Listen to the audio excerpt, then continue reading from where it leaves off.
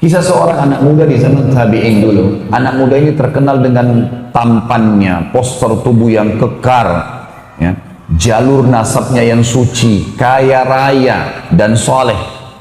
Semua perempuan di wilayah Irak memuji-muji dia, diidolakan sudah. Yang perempuan yang soleha berharap jadi istrinya. Perempuan yang fasikah, yang buruk imannya, ini berharap berzina dengan dia. Penawaran selalu datang ke anak muda ini, zina. Zina gratis plus minta apa saja dikasih. Mau minta emas, mau minta kereta kencana, apa saja, yang penting mau berzina. Selalu dia tolak. Ringkas cerita, anak muda ini umurnya 20 tahun. Ada satu istri pejabat pemerintahan pada saat itu, terkenal juga dengan kecantikannya, dengan postur tubuh yang tinggi, yang semampai, yang segala macam hal kelebihan.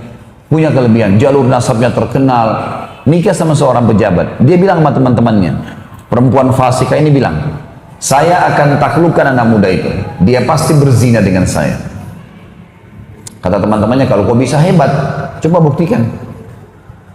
Dia bilang, baiklah.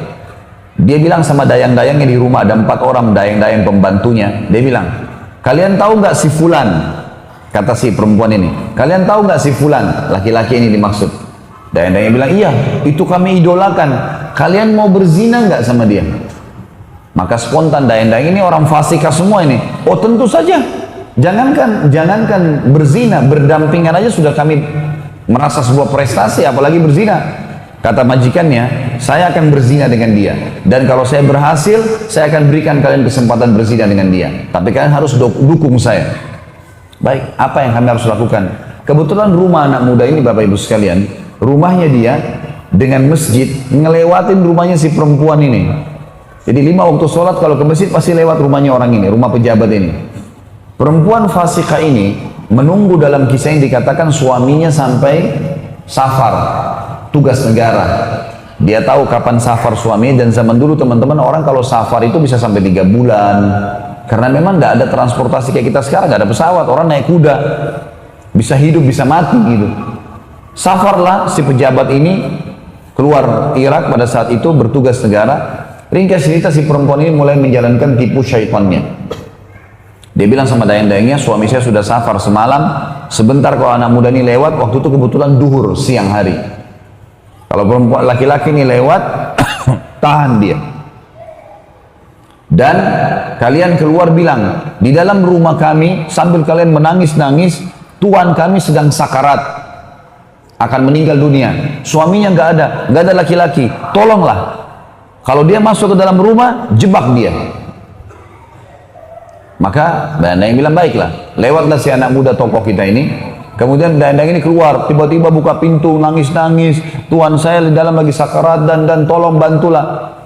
Anak laki-laki ini mungkin seperti orang di antara kita juga kalau tahu seperti ini, lillahi ta'ala dia masuk ingin membantu. Karena ini juga orang-orang pada tahu, orang lewat di situ. Begitu masuk ditutup pintu, kata dayang-dayang ini sama tuan rumahnya sekalian, kamu sekarang sudah terjebak dalam jebakan kami.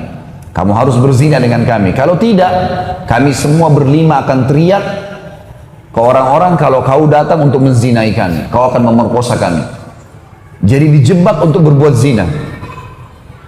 Ini bukan orang seperti seseorang di antara kita sengaja mampir ke tempat zina atau ngerayu perempuan. Perempuannya yang minta 5-5-nya. Zina gratis di sini. Plus lagi si tuannya bilang apa?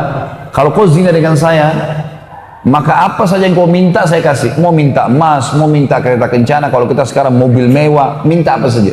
Yang penting zina dengan saya. Plus kapan saja kau butuh zina, datang ke sini. Digodain dengan minyak wanginya, dengan penampilannya, dengan kata-katanya.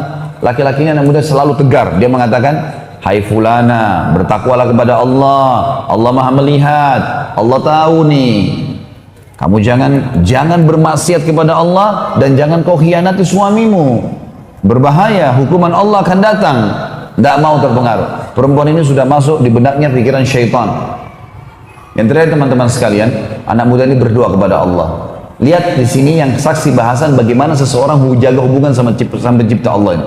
Dia mengatakan, ya Allah, sesungguhnya aku selalu menjaga kesucian kemaluanku. agar aku tidak berzina, tidak melanggar hukum-Mu ya Allah, dan Engkau menjadikan zina sebagai dosa besar. Sekarang aku dijebak untuk berzina, maka selamatkanlah aku dari jebakan syaitan ini. Allah punya cara teman-teman sekalian. Yang terjadi adalah anak muda ini rasa mules tiba-tiba, dalam kisah yang dikatakan. Jadi perutnya tidak enak, sakit, mau buang air besar. Lalu dia bilang sama perempuan ini, perut saya sakit, memang apa adanya, saya mau buang air. Kata si tuan rumahnya, itu kamar mandi WC di sana, kamu silakan selesaikan hanjak kamu, keluar tetap zina sama kami. Anak muda ini masuk ke WC sambil berpikir, dia sambil buang air, subhanallah, kisahnya begitu. Setelah buang air, muncul ide dia, sebagai pertolongan dari Allah, dia ambil kotorannya. Anak muda ini bersih sekali, wangi, bersih, orangnya gagah, tidak pernah begini, tapi tiba-tiba muncul idenya, dia ambil kotorannya sendiri, lalu digosok di bajunya. Sedikit, tidak banyak.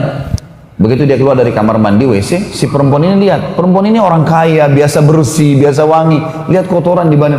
Kok kamu begini, jorok sekali kalau bahasa kita. Dia bilang, saya begini sekarang. Inilah saya. Maka tuannya bilang, tuan rumahnya bilang sama dayang-dayangnya, keluarkan laki-laki ini dari rumah saya, karena saya tidak pernah temukan laki-laki sejorok dia. Nggak mungkin saya mau berzina sama orang begini.